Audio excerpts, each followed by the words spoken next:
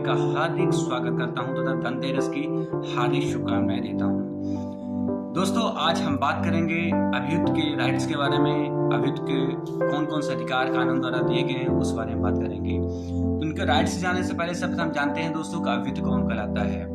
आपराधिक मामलों में अभियोजन जिस पर अपना मामला चलाता है, अपना विचारण करता है, वह अभियुक्त कहलाता है।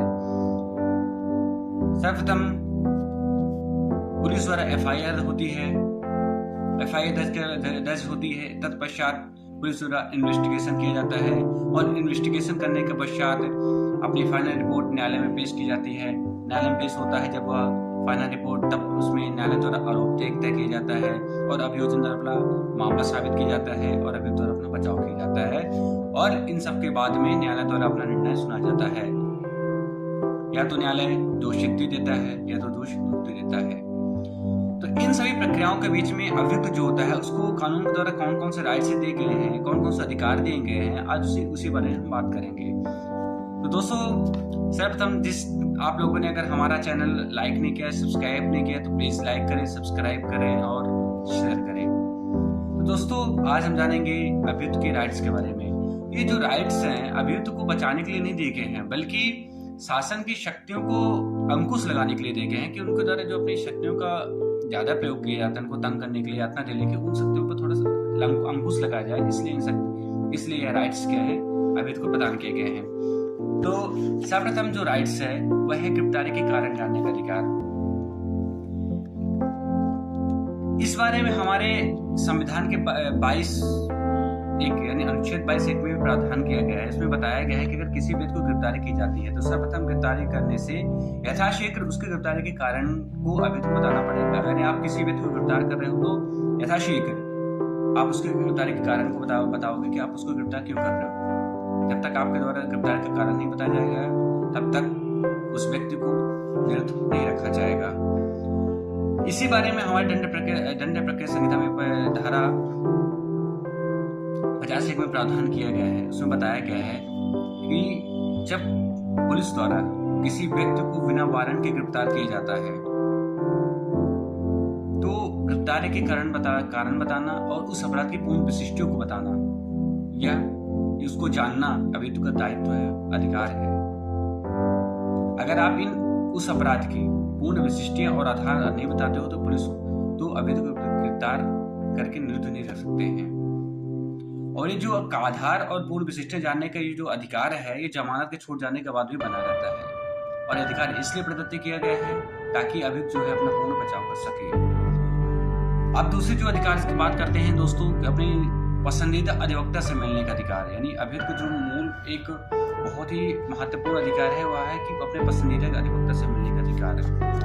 तो दोस्तों, इसको संविधान के 22(1) में भी प्रावधान किया गया, अनुच्छेद 22(1) में प्रावधान किया गया कि जो अभियुक्त होता है वो अपने पसंदीदा अधिवक्ता से मिल सकता है। और इसी बारे में दंड प्रक्रिया संहिता के 41D में प्रावधान किया गया है कि जब अभियुक्त पूछताछ होगी या कोई क्वेश्चन किए जाएंगे पूर्ण कार्यकाल में तो नहीं, लेकिन जो उसको परीक्षण किया जाएगा तब वो अपने पसंदीदा अधिवक्ता से मिलने का अधिकार इसको कानून द्वारा प्रदत्त किया गया है। एक तो दूसरा अधिकार ये हो गया। तीसरा अधिकार होता है कि जब किसी व्यक्ति को गिरफ्तार किया जाता है तो परिजनों को सूचना देने का अधिकार, राइट टू इंफॉर्मेशन।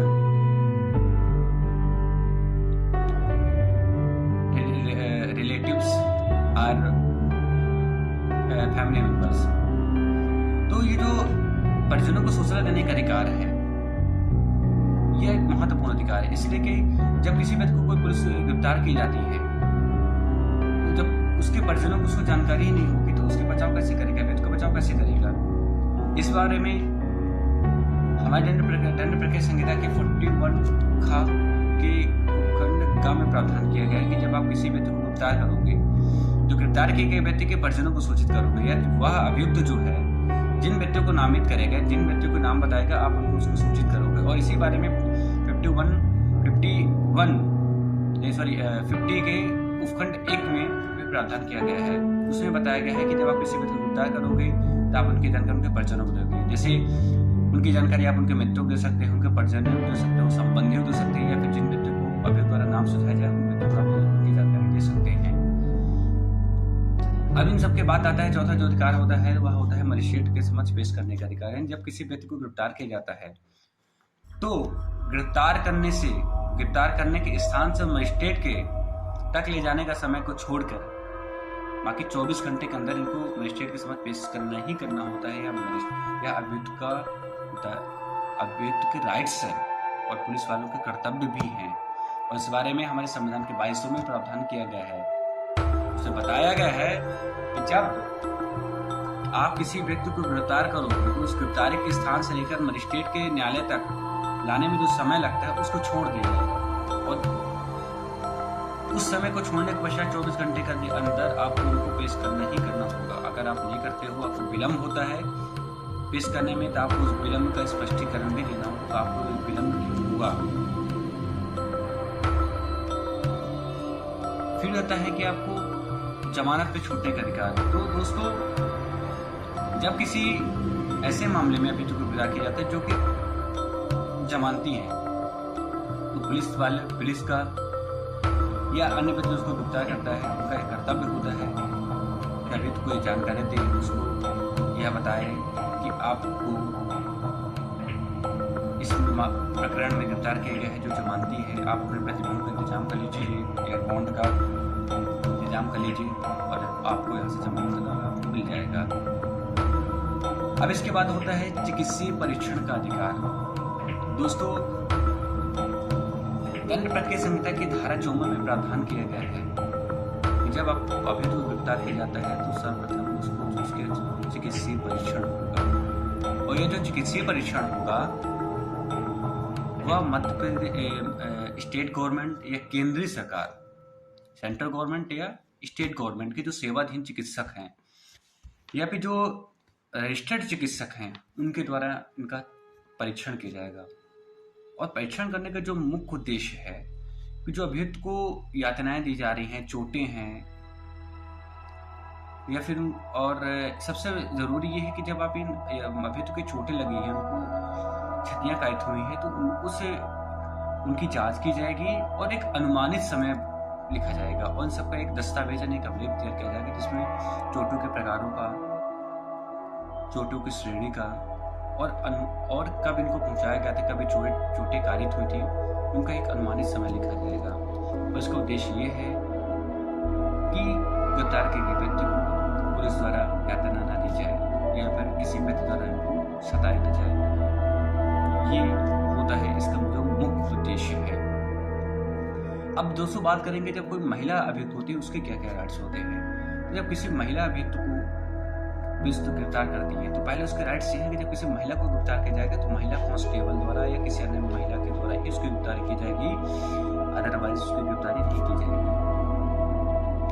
दूसरे राइट्स ये है कि जब किसी महिला अभियुक्त की गिरफ्तारी की जाएगी तो सूर्योदय के बाद और शाम के पहले गिरफ्तार की जाएगी, यानी कि सूर्योदय के पहले और शाम होने के बाद यानी रात में उसकी गिरफ्तारी नहीं की जाएगी। फिर दूसरा होता है कि उसका जो चिकित्सीय परीक्षण होता है महिला अभियुक्त का, वो चिकित्सक जो महिला होगी उसी के द्वारा ही की जाएगी, अन्यथा नहीं की जाएगी जी। और जो तीसरा ये होता है कि जो महिला अभियुक्त है उसकी तलाशी भी महिला कांस्टेबल द्वारा ही की जाएगी या किसी अन्य महिला द्वारा की जाएगी, जेंट्स के द्वारा नहीं की जाएगी। अब इन सब के बाद आता है कि अभियुक्त के स्वास्थ्य एवं सुरक्षा का अधिकार। तो इसमें दंड प्रक्रिया संहिता के 2008 में एक संशोधन किया गया था। संशोधन के पश्चात उसमें 55(1) सब क्लॉज जोड़ा गया था, जिसमें बताया गया था कि जो व्यक्ति अभियुक्त की गिरफ्तारी करता है, यानी जो पुलिस अधिकारी अभियुक्त की गिरफ्तारी करता है, उसका दायित्व होगा, उसका कर्तव्य होगा कि उसकी अभियुक्त की युक्त रूप से उसके स्वास्थ्य की और सुरक्षा की देखभाल करें। ऐसा नहीं कि आपको गिरफ्तार कर ले जाए, उसकी पुलिस मतलब उसकी तबीयत खराब है, बीमार है, तो उसको कोई जो गिरफ्तार किया उसका कोई दायित्व नहीं है, उसका इलाज न करवाए, उसकी सुरक्षा का कोई उपाय न करे, ऐसा नहीं है। इसी चीज को क्लियर करने के लिए 55(1) के रूप में 2008 में संशोधन करके दंड प्रक्रिया संहिता में धारा जोड़ रखी थी और इनको कर्तव्य बताता है कि जो व्यक्ति गिरफ्तार करता है, यानी किसी व्यक्ति को गिरफ्तार करता है तो उसके क्या क्या कर्तव्य होंगे, उसकी सुरक्षा को लेकर, उसके स्वास्थ्य को लेकर, उस बारे में वो बताता है। फिर बताता है कि अवैध गिरफ्तारी के बारे में, अवैध गिरफ्तारी के बारे में तो दंड प्रक्रिया संहिता की धारा 60 का में यह प्रावधान किया गया है कि किसी व्यक्ति को अगर गिरफ्तारी की जाएगी तो इस संहिता के द्वारा बताया गया बंदों के अनुसार गिरफ्तार की जाएगी या तत्पश्चात कोई तत्समय कोई अन्य विधि होगी, उसमें उसके उपबंध में लिखी बातें जो लिखी गई होंगी उसके अनुसार उसकी गिरफ्तारी की जाएगी, अन्य उसकी गिरफ्तारी की जाएगी।